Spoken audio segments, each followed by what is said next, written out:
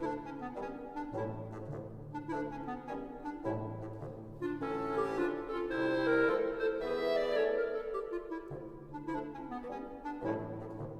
morning.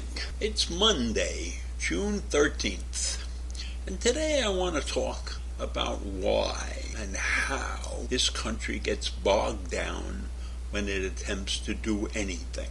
We move so slowly to get anything done that it seems like nothing ever gets done.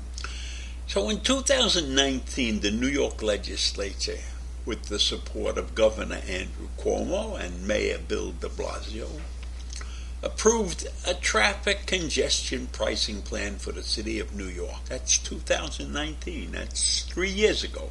And the plan was very simple. Starting in 2021, it would cost money to drive into the busier areas of Manhattan. The revenue collected would be used to improve mass transit around the region. So the MTA and the other public transportation systems would be getting revenue. And in addition to the revenue that would be generated, there would be an environmental impact by lowering the gas emissions that come from all of those cars that are driving through Lower Manhattan. Simple, right? No, it wasn't. It isn't. Turns out that some of the roads in New York City were built with federal funds. And there's a federal law that says a state can't just put a toll on roads that were built with federal funds. So we have streets in Manhattan that are built with federal funds, and this congestion pricing situation is being viewed as a toll. So now New York is stuck with getting some help from Washington. And President Trump at the time didn't like Mayor de Blasio, and he certainly didn't like Governor Cuomo, and he didn't like the fact that wealthy people would be taxed. Because obviously those who drive into Manhattan by car are not poor. The poor people take public transportations. So because of those facts, the government in Washington dragged their feet on getting the congestion pricing through in New York. Now, the minute Trump was defeated, in spite of all his screaming, Joe Biden, the president, agreed to help, agreed to get the federal government moving. Now, he came in 2020, and we still don't have congestion pricing on automobiles. Now, congestion pricing isn't particularly complicated. There's not a lot of technical stuff that has to be done. We don't have to build any new infrastructure for it. We just have to hang certain sensors on poles around the city so that it catches you when you come into the region. So now here we are in 2022, and the expected new date is sometime in 2024. And Cuomo's gone, and now Governor Hochul is involved in some negotiations with Washington. And Washington is not in a rush, so Governor Hochul has said they probably won't finish their work until sometime next year.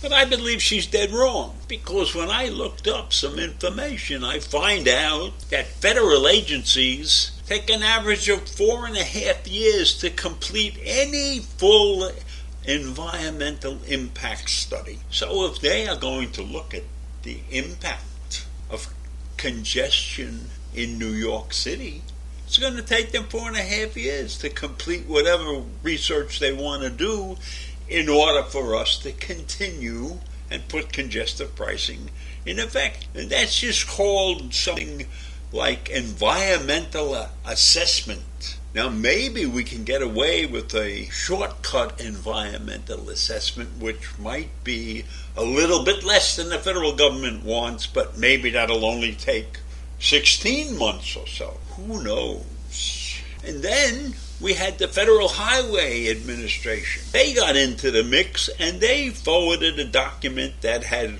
over 400 technical questions and comments. And these comments range from technical issues of traffic management to worries over the distributional impact. What the hell that means. What is the distributional impact?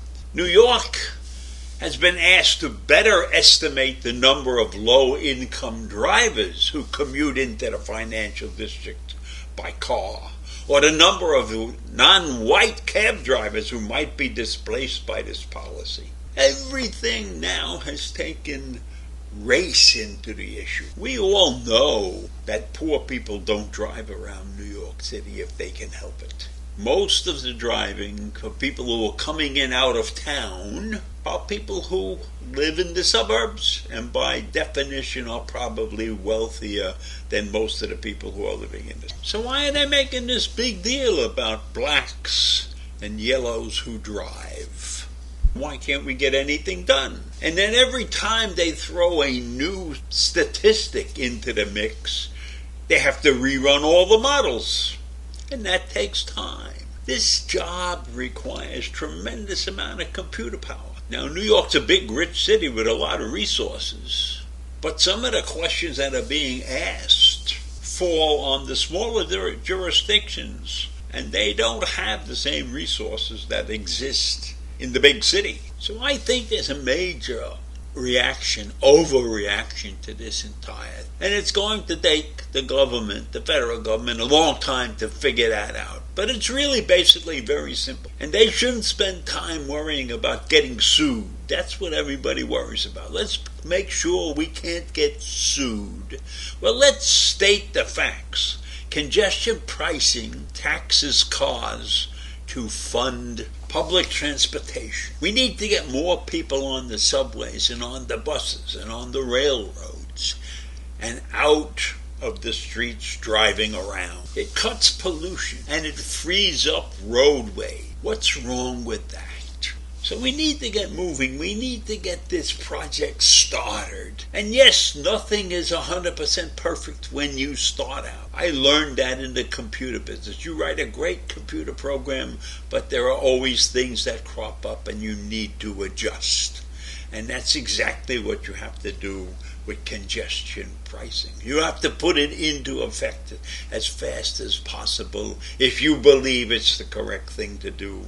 And then you have to deal with anything that comes up and causes changes in your suppositions. But I am not necessarily a fan of congestion pricing, but I think we need it. We need it in this particular situation. So let's go get it done and stop all the horsing around. Because as I'm looking at this project right now, it's not going to get done before 2030 or something like that. So I leave you with a vision of the morass that we are in. Thanks for listening. Bye.